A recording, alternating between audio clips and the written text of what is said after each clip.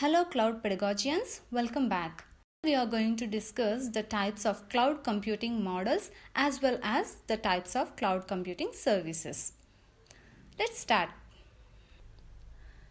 There are four main types of cloud computing: private clouds, public clouds, hybrid clouds, and multi-clouds. There are also three main types of cloud computing services, which is called infrastructure as a service, platform as a service, and software as a service. Choosing a cloud type or cloud service is a unique decision. No two clouds are the same, even if they are the same type, and no two cloud services are used to solve the same problem. But by understanding the similarities, you can be more informed about how the caveats of each cloud computing type and cloud service might impact your business. First, we'll see what are cloud models. The cloud models define the deployment type of cloud resources. As I have already mentioned, we have four types of cloud computing, which is private, public, hybrid, and multi-clouds. Let's start with a private cloud. A private cloud is in some ways the natural evolution from a corporate data center. It's a cloud basically delivering IT services over the internet that is used by a single entity. Private cloud provides much greater control for the company and its IT department. However, it also comes with greater cost and a fewer of the benefits of a public cloud deployment. Finally, a private cloud may be hosted from your on-site data center. It may also be hosted in a dedicated data center offsite, potentially even by a third party that has dedicated that data center to your company. Now we'll see private cloud key highlights. Organizations have complete control over resources and security because everything is located within the organization itself. Data is not collocated with other organizations' data. For example, in the public cloud, the same data center can be shared with multiple organizations. But in private cloud, you don't have that problem. Hardware must be purchased for startup and maintenance. That obviously takes you a lot of money in the private organization cloud. Organizations are responsible for hardware maintenance and updates. In simple terms, organization is responsible for everything. Next, public cloud.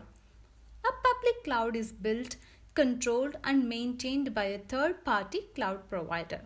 With a public cloud, anyone that wants to purchase cloud services can access and use resources. The general public availability is a key difference between public and private clouds.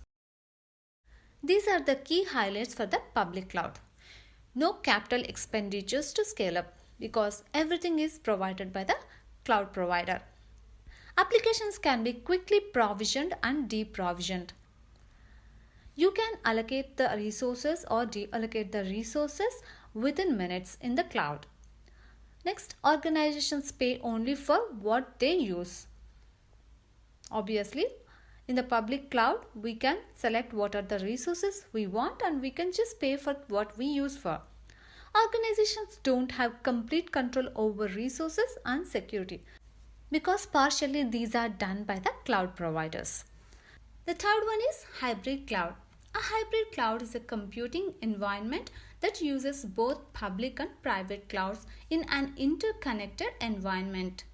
A hybrid cloud environment can be used to allow a private cloud to search for increased temporary demand by deploying public cloud resources. Hybrid cloud can be used to provide an extra layer of security. For example, users can flexibly use which services to keep in public cloud and which to deploy their private cloud infrastructure. Now we will see hybrid cloud key points. It provides the most flexibility because you are taking not only your resources but also cloud provider services as well. Organizations determine where to run their application. Organization will decide whether their applications has to be run in their private cloud or in the public cloud. Organizations control security, compliance, or legal requirements. Usually in the hybrid cloud, organization will take control over the security, compliance and any other legal requirements. The last but least, multi-cloud. A fourth and increasingly likely scenario is a multi-cloud scenario. In a multi-cloud scenario, you use multiple public cloud providers. Maybe you use different features from different cloud providers.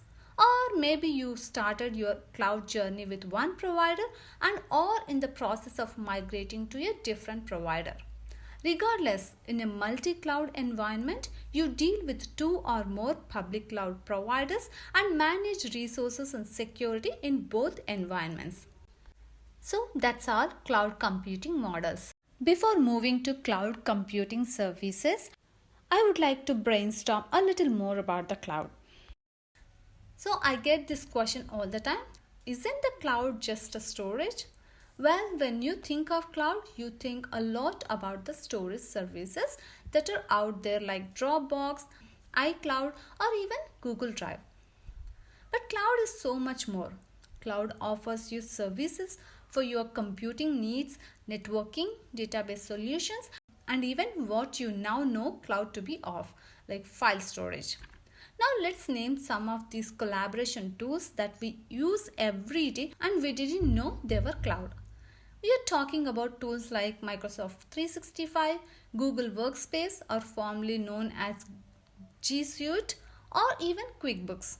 These are the things that you use every day that some of you may not even know is a cloud collaboration tool. Now this is how cloud serves its purpose other than storage as well.